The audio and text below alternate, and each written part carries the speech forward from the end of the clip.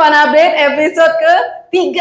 Hari ini kita bakal ngobrol lagi, kita bakal kupas tuntas lagi tentang apa sih yang ada di market hari ini. Dan hari ini aku nggak sendiri ya, hari ini aku bersama dengan Pak Budi Hikmat selaku Chief of Economist dari Bahana TCW Investment Management. Selamat datang Pak Budi. Selamat, senang bisa joining, Eliza. Terima kasih banyak Pak Budi sudah hadir di Sinarmas MSIG Tower ya, meskipun dalam kondisi sibuk tapi masih menyempatkan diri untuk hadir dan ngobrol bareng kita hari ini. Nah teman-teman di rumah, hari ini kita bakal bahas apa sih investasi yang cocok untuk profil risiko yang moderat ya. Moderat itu artinya kita berani investasi tapi masih hati-hati nih, masih lumayan hati-hati dengan pemilihan instrumen investasinya. Nah, kalau aku boleh spill di awal ya, investasi yang cocok untuk profil risiko yang moderat itu namanya adalah obligasi.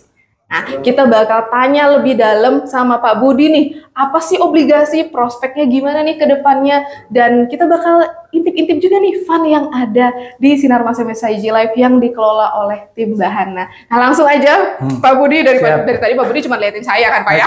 Sekarang kita gantian ngobrolnya. Nah, Pak Budi, boleh nggak diceritain ke teman-teman apa sih sebenarnya obligasi? Mungkin banyak yang belum tahu nih, obligasi apa sih Pak? Pada dasarnya orang investor bisa dari dua arah. Pertama, dia memiliki kepemilikan atas perusahaan, itu dikenal dengan saham. Tapi juga si perusahaan dia menerbitkan surat utang. Ya, jadi satu jadi sebagai equity investor, istilahnya satu lagi sebagai creditor. Jadi misalnya, dan ini yang bisa mengeluarkannya mulai dari perusahaan dan pemerintah. Nah, pemerintah yang disebut dengan SBN, ya, surat berharga negara. Basically begini, kalau di rumah untuk pengelolaan finansial aset itu saya, sementara yang real asset, apakah properti, kebun dan lain itu isi saya.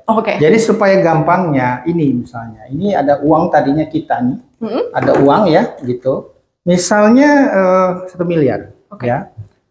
Saya sebagai suami istri, saya kasih tahu sama istri, kita mau beli apa nih? Misalnya beli apartemen, tapi kita mikirin dulu, apartemen itu kita mau sewa, sewanya berapa? Hasilnya setahun misalnya ya, nanti dibagi dengan, boleh dibilang berapa kita beli, itu imbal hasil. Nah, bayangkan bahwa kita ini punya apartemen tapi yang nyewa negara gitu loh.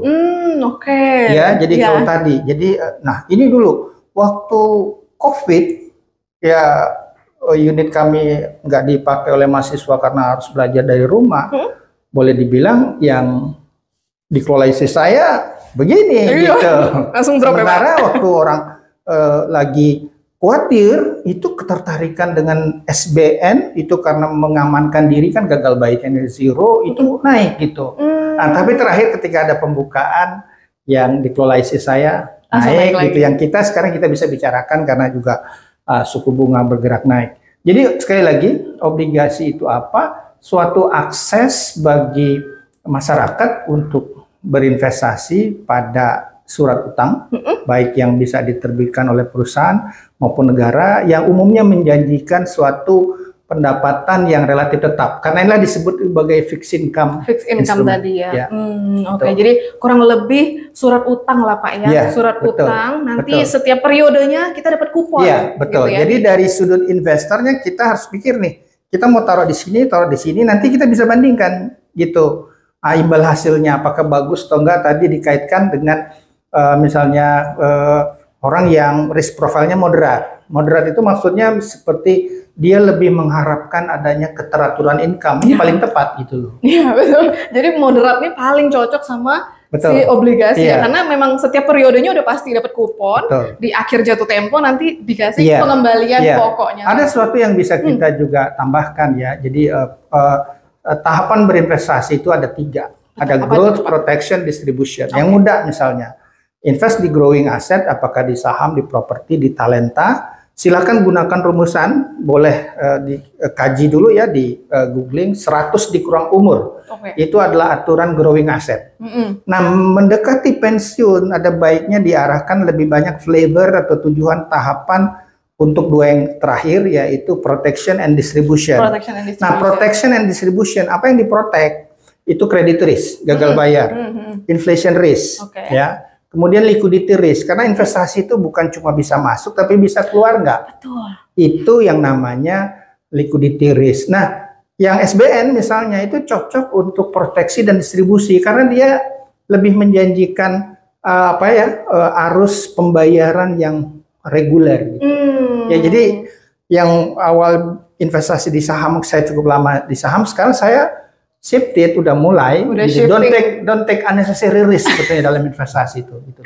Benar-benar setuju banget sih Pak. Nah tadi Pak Budi udah share tentang potensi keuntungannya nih Pak. Kalau risikonya kira-kira ada nggak Pak? Oke, tentunya ada ya. Jadi surat utang bisa saja yang boleh dibilang menerbitkannya itu nggak bayar. Itu disebut sebagai credit risk, gagal bayar. Ya. Jadi ada perusahaan yang akhirnya gara-gara siklus makroekonomi nggak bagus, apakah gara-gara ada krisis gitu dia nggak mampu bayar, itu dia default credit risk ya. Satu, gagal bayar berarti. Ya, ada gagal bayar. Kedua, kalau orang berinvestasi di SBN itu membeli pada harga tertentu, walaupun nanti ketika jatuh temponya dia akan balik katakanlah sesuai harga nominalnya, dalam along the way itu ada namanya siklus bunga, dan siklus bunga itu nanti akan mempengaruhi harga. Kalau misalnya bunga naik, maka obligasi yang diterbitkan yang baru biasanya itu akan menggunakan suku bunga lebih tinggi. Nah, sehingga yang lama itu harus didiskon. Nah, berarti kalau didiskon harganya lebih rendah, bahwa orang nih yang punya obligasi yang lama punya yang namanya potensial loss, baru potensial loss. Ya, kecuali memang dia merealisasikan kerugiannya. Jadi ada namanya price volatility karena boleh dibilang suku bunga. Umumnya dua seperti itu, tapi kalau misalnya dia investasi di dalam mata uang yang berbeda itu ada namanya currency risk. Tapi cukup dua itu aja ya, bahwa ada credit risk, ada yang namanya price risk gitu. Jadi tapi nanti itu tergantung bagaimana cara menyikapinya ya. Jadi seperti misalnya yang saya gunakan dalam kenyataan ya, saya mempersiapkan dana pendidikan anak saya ke Belanda misalnya beberapa tahun yang lalu, saya beli SBN secara teratur. Gitu. Jadi saya tentukan berapa dia butuhkan karena nanti akan jatuh tempo. Misalnya 2 tahun gitu. Kan dia butuh SPP suatu saat di depan kan. Betul. Jadi saya namanya itu gapping duration. Anak saya butuhnya kapan gitu. Nah di situ saya nggak terlalu khawatir dengan price volatility. Karena saya mau meningkatkan boleh dibilang kesempatan bahwa saya bilang ke anak saya, apapun yang terjadi mau papa kamu harus tetap kuliah. Uangnya dari mana udah disiapin. Gitu. Jadi selama holding itu saya bilang ini uang kamu. Ya tapi papa selama holding dapat kuponnya itu buat bayar seluler, bayar bayar lain-lain lah Pak ya. Wah luar biasa banget teman-teman. Kita nggak cuma dapat informasi soal obligasi itu apa, tapi kita juga dapat pengalaman dari Pak Budi juga ya selaku pelaku pasarnya langsung, bener ya Pak Budi ya. Nah Pak Budi tadi sempat di-mention nih, salah satu risiko dari obligasi itu adanya risiko price volatility tadi yang dipengaruhi oleh suku bunga. Nah kalau kita tahu juga suku bunga kan sama harga obligasi ini berkebalikan ya Pak, betul ya? Kalau suku bunga lagi naik, harga obligasi pada turun dan juga kebalikannya. Nah, kita lihat belakangan ini tren kenaikan suku bunga kayaknya masih ada ya Pak ya. Nah, menurut Pak Budi nih, dari sisi Pak Budi, ke depannya prospek obligasi kita gimana? Melihat mungkin suku bunga udah mulai peak atau gimana? Jadi dia menarik kalau dikaitkan dengan SBN ini ya. Saya suka SBN tuh bukan cuma masalah bunga apakah akan turun. Ada sesuatu dinamika yang harus dimanfaatkan oleh masyarakat ketika pandemi itu dan ada The Fed melakukan tightening. Itu sebetulnya investor asing itu keluar dari obligasi. Ya, sementara tahun lalu itu dengan batu bara yang meningkat harganya yang luar biasa, itu saham kita paling moncer.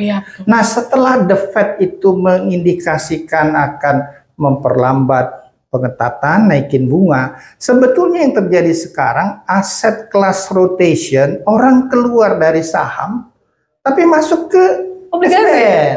Dan dari November, dan ini tuh masih gede kemungkinannya.